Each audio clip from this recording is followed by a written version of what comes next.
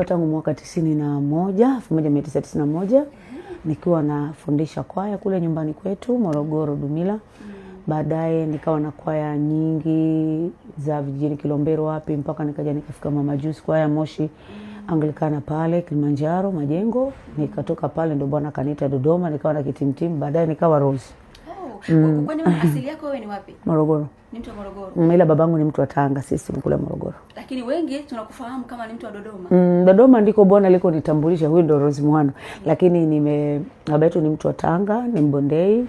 Mimi ametuzaa Morogoro, tumekulia Morogoro, tumesoma Morogoro, tumeishi Morogoro, Yesu tumemjua Morogoro.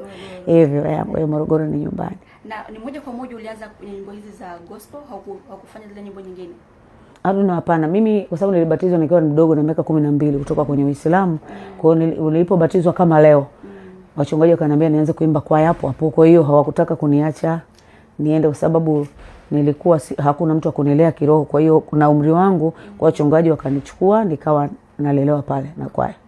Okay. Umelelewa kwenye kwaya? Nyimbo yako ya kwanza ama kazi yako ya kwanza ilikuwa ni kazi gani? Ya upande wangu mimi au ya kwaya? Wewe mwenyewe sasa. Mimi mwenyewe. Albamu yangu ya kwanza inaitwa Mteule Uwe Macho, ambayo hiyo ndio ilifungulia milango.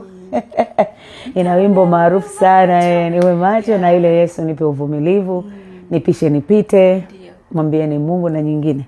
Ilikuwaje mama, umeanza kama Rose Muhando, nyimbo zikaenda, ulijisikiaje?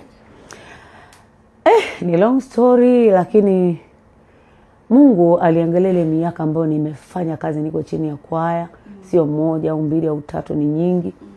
Namna ambavyo pia nimetembea sana kwenye hali ngumu, lakini siwezi kumwacha Mungu.